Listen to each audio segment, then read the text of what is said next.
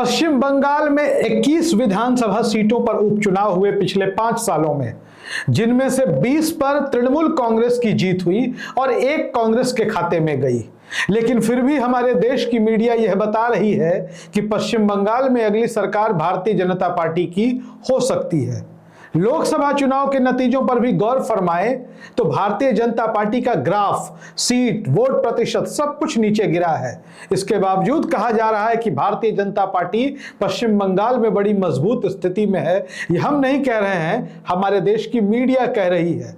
दरअसल हुआ ये कि जैसे ही चुनाव आयोग ने देश के 5 राज्यों में चुनावी कार्यक्रमों की घोषणा की तो हमारी गोदी मीडिया, जिसे कभी कभी हम लोग गिद्ध मीडिया भी कहते हैं, वो अपने काम पर लग गई और गिद्ध मीडिया ने जो है ओपिनियन पोल दिखाना शुरू कर दिया।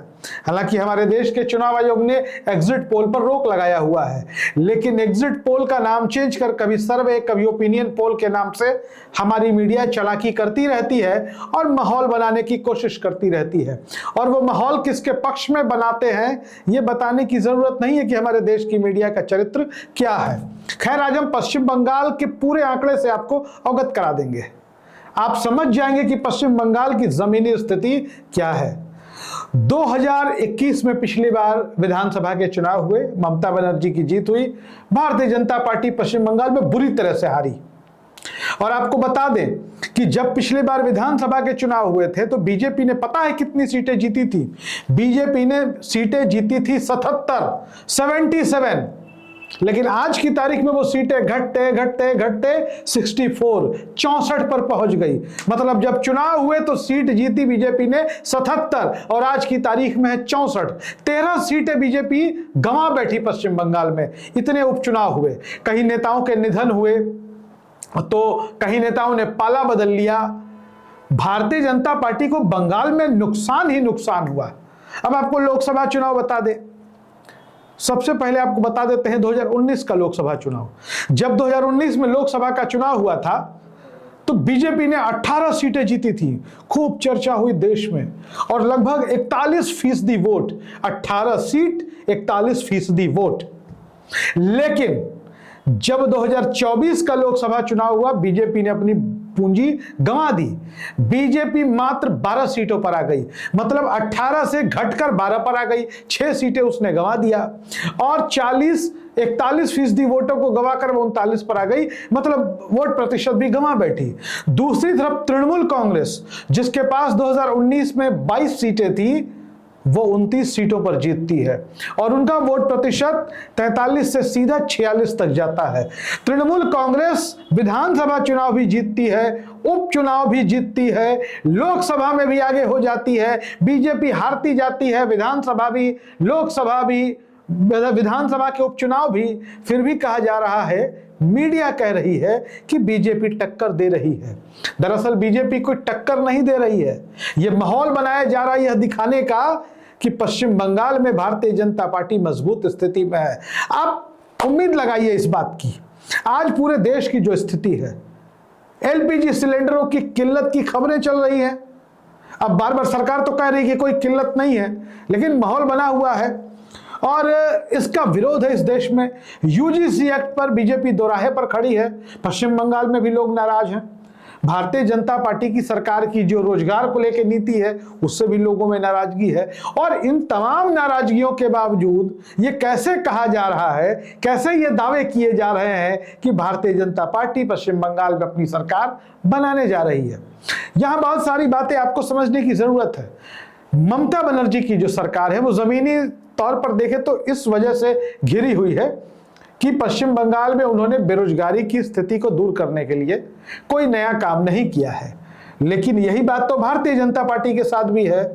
अगर बंगाल में बेरोजगारी की स्थिति बहुत विकट है तो पूरे देश में बेरोजगारी की स्थिति खराब है। और अगर बंगाल में बेरोजगारी के लिए जो जिम्मेदार है वो वहां की सरकार है तो पूरे देश में बेरोजगारी के लिए देश की सरकार जिम्मेदार है। और बंगाल के लोग बड़े पढ़े लिखे होते हैं, बंगाल के जो मतदाता हैं वो समझदार होते हैं। दूसरे राज्यों से उनकी तुलना नहीं की जा सकती। जब वो वोट देने जाएंगे तो सारी बातों पर वो गौर करेंगे।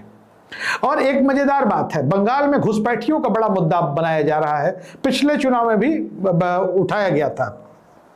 जब आप देखेंगे कि जब बिहार में विधानसभा के चुनाव थे तो यहां घुसपैठिए थे, घुसपैठ का मुद्दा बिहार में बनाया गया। जब झारखंड में विधानसभा के चुनाव थे तो वहां घुसपैठियों का मुद्दा हो जाता है। आसाम में विधानसभा का चुनाव है, वहां घुसपैठियों के मुद्दे हैं। पश्चिम बंगाल में भी चुनाव है, वहां घुसपैठियों के मुद्दे हैं। बड़ा मजेदार है कि 10 साल से असम में बीजेपी की सरकार है, फिर भी वहां घुसपैठियों का मुद्दा है। होम मिनिस्टर कह रहे हैं एक मौका और दे दो, घुसपैठियों से मुक्त करा देंगे। 10 साल से क्या कर रहे थे? केंद्र और लेकर राज्य भी आपकी सरकार है। तो जहां जहां चुनाव होते हैं घुसपैठिए वहां वहां जाते हैं। ये बड़ी हास्यास्पद बात है कि बिहार में चुनाव, बिहार में घुसपैठिए, झारखंड में चुनाव, झारखंड में घुसपैठिए, बंगाल में चुनाव, बंगाल में घुसपैठिए, आसाम में चुनाव, आसाम में घुसपैठिए। जहां चुनाव है घुसपैठिए वहीं घूमते रहते हैं। और हमारे देश के प्रधानमंत्री से लेकर गृह मंत्री एक ही बात सब जगह कहते रहते हैं। लेकिन अब एक बात और इसमें मजेदार है कि घुसपैठिए आते कहां से हैं? घुसपैठिए आते हैं इंटरनेशनल बॉर्डर से, और इंटरनेशनल बॉर्डर के सिक्योरिटी की जिम्मेदारी किसकी है? केंद्र सरकार की है। तो ऐसे में लोग समझते बूझते हैं कि अगर उनको लगता है कि हम यह बात लोगों के बीच जाके कहेंगे तो क्या लोग इस पर विचार नहीं करेंगे, इस पर चिंतन नहीं करेंगे? और बिहार और बंगाल के चुनाव में एक बड़ा फर्क आपको बता देते हैं। बिहार में जब चुनाव हो रहे थे तो एसआईआर हुआ और यहां की सरकार को फायदा हुआ। बंगाल में भी जब चुनाव हुए तो वहां एसआईआर हुआ। तो एसआईआर कौन करता है? सरकारी कर्मचारी करते हैं। सरकारी कर्मचारी बिहार में भी थे और बंगाल में भी थे। बाकी मुझे बहुत कुछ कहने की जरूरत नहीं है, इसको आप समझ लें कि बंगाल में स्थिति ऐसी नहीं है कि बीजेपी की सरकार आने जा रही है। बीजेपी से लोग पूरे देश में त्रस्त हैं। बीजेपी के खिलाफ बड़ा मुद्दा है। बीजेपी के राज में इस देश में बेरोजगारी बढ़ी है, गरीबों के बारे में कोई सोचने वाला नहीं है, अस्पतालों में लूट है। सरकारी अस्पतालों की स्थिति अगर आप दिल्ली के एम्स को छोड़ दें तो क्या सहारा इस देश के नागरिकों का? पंडित जवाहरलाल नेहरू अपने कार्यकाल में एक एम्स दिल्ली बना के चले गए, वैसा कोई दूसरा अस्पताल दूर दूर तक इस देश में सरकारी स्तर का दिखाई देता है जहां कोई इलाज करा सके? स्वास्थ्य की व्यवस्था हो, शिक्षा की व्यवस्था हो, इनका सरकारीकरण बहुत जरूरी है। प्राइवेट सेक्टर के हाथों में ये सारी व्यवस्थाएं चली गई हैं, लोग इलाज के अभाव में तड़प रहे हैं। पश्चिम बंगाल की स्थिति तो आज भी बहुत अच्छी है, लोगों को सस्ता इलाज मिल जाता है। हालांकि वहां भी बहुत काम करने की जरूरत है। ममता बनर्जी की सरकार से लोगों की नाराजगी इस वजह से है कि जितना काम बंगाल में होना चाहिए था उतना हुआ नहीं है। लेकिन ममता बनर्जी का विकल्प भारतीय जनता पार्टी, वो भी पश्चिम बंगाल में, उस पश्चिम बंगाल में जहां के मतदाता जो है वो अपनी संस्कृति, अपनी परंपरा, अपनी अस्मिता को सबसे आगे रखते हैं। और एक बात और दिलचस्प बात बता दें कि पश्चिम बंगाल की संस्कृति देश के दूसरे राज्यों से बेहद अलग है। वहां पर दुर्गा पूजा के समय में, नवरात्रि के समय में लोग मांसाहार करते हैं, जबकि देश के दूसरे हिस्सों में ऐसा नहीं होता। देश के दूसरे हिस्सों में नवरात्रि के मौसम को वो 10 दिनों को बेहद पवित्र सात्विक माना जाता है। लेकिन हर राज्य की अपनी अपनी अलग अलग मान्यताएं हैं और वहां के लोगों को डर है कि अगर भारतीय जनता पार्टी की सरकार बनी तो हमारी मान्यताओं, हमारी परंपराओं, हमारी आस्थाओं पर कुठाराघात हो सकता है। हालांकि इस बात में कोई हम पुष्टि नहीं करते, इस बात की कोई पुष्टि नहीं कर सकता, क्योंकि जब सरकार आई ही नहीं है तो क्या करेगी क्या नहीं है किसको पता है। लेकिन वहां के लोगों के मन में इस बात का संशय तो जरूर है। आप क्या सोचते हैं? पश्चिम बंगाल में किसकी सरकार बनेगी? क्या भारतीय जनता पार्टी आपको उतनी मजबूत नजर आ रही है जितनी कि हमारी मीडिया बता रही है? क्योंकि हमने तमाम आंकड़े आपके सामने रख दिए हैं।